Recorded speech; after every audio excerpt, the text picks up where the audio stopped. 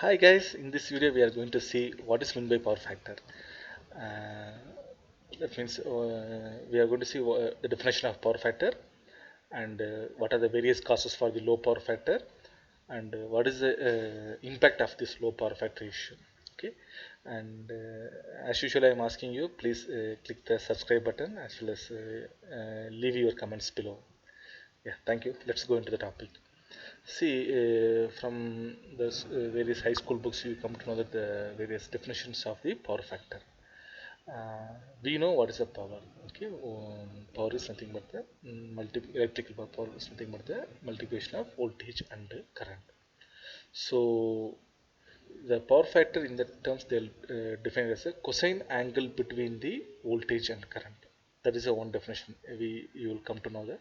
And one more thing, very general definition of power factor is nothing but the ratio between the real power and apparent power. Okay, the unit for real power is watts and unit for the apparent power is volt amps. Okay, so we will come to know what is mean by real power. In various textbooks it will be mentioned as a useful power or working power. Okay, and apparent power in other names they will mention as a total power or actual supplying power. Okay, so and one more terms we have come to know that magnetic power or reactive power. Okay, come to the topic. The definition of power factor is nothing but the ratio between the real power and apparent power. Okay, and it is termed in terms of from 0 to 1. Okay, from the value from the 0 to 1.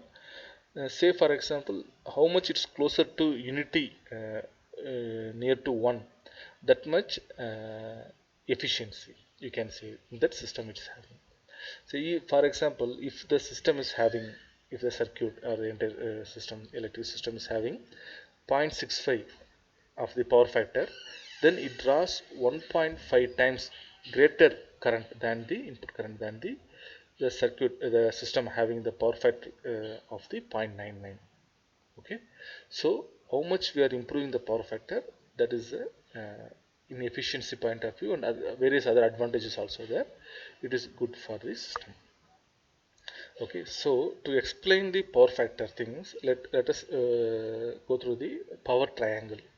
Whatever is shown in this figure, this below one, this is called power triangle. That means you can see the total power is nothing but the square root of the useful power and the magnetic power. The total power have the two components. One is working power and one more is the magnetic power.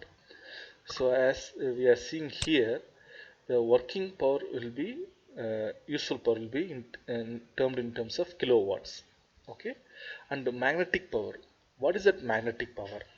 It is the power resides inside the coils in the system. Say for example induction motor inside the coils, even in converter, DC converters inside the inductors and various it goes front and back to the load. It does not release the it's not the actual work done from this load.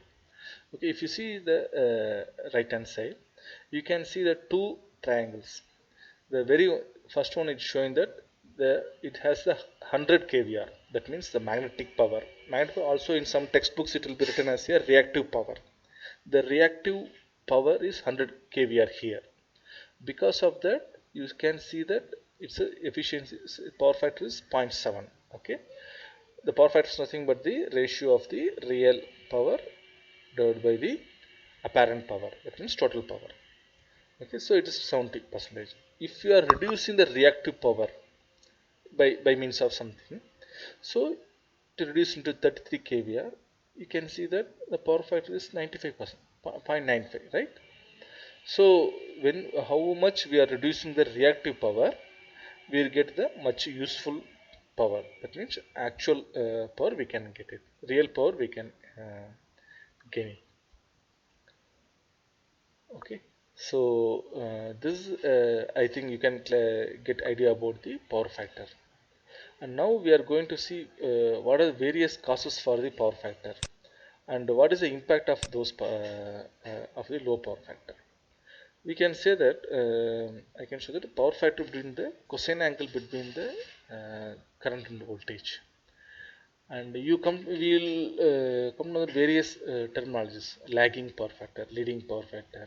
Okay, if the load is only resistive load, then we can get the unity power factor. That means voltage and current, the supply voltage, and load current, the current from draws from the supply.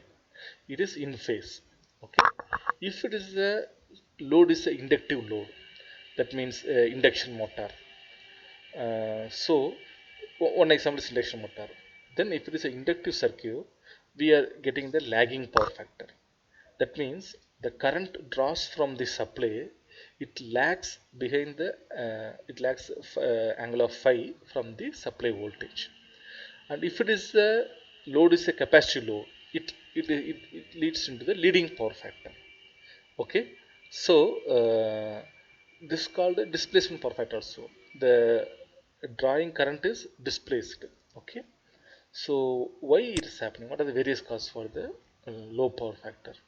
It's because of the inductive loads in the system, like transformers, induction motors, windmill generators.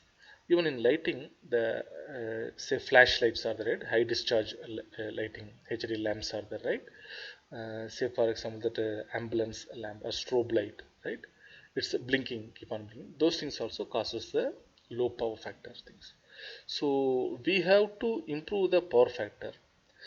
So why we have to improve the power factor? Because it leads into efficiency loss, and it will give more electricity bill to the user side, because the reactive power is going front and back, but it's not realized, right? It's not getting the real power. So these are the various reasons why we have to improve the power factor. And what is the in addition to that, we can say in advantages of that power factor. As the reactive power is going front and back, if you are reducing as much as possible the I square or power losses, that will be reducing, correct? The copper losses will be reducing. So it reduces energy loss, and because of that its operating cost also reducing. The high rating of the equipments is not required, correct? It can be say for example a transformer, the rating can be less rating, we can use it. Okay, so this is the advantages of the various advantages of the high power factor. This video I just made quickly for a quick reference for when we are doing for power factor correction topics, when we are discussing about power factor correction, when we are going to discuss about the active power factor correction, what is we are going to see various power factor correction methods in those videos. Yeah, thanks guys, thanks for watching this video. Take care, bye.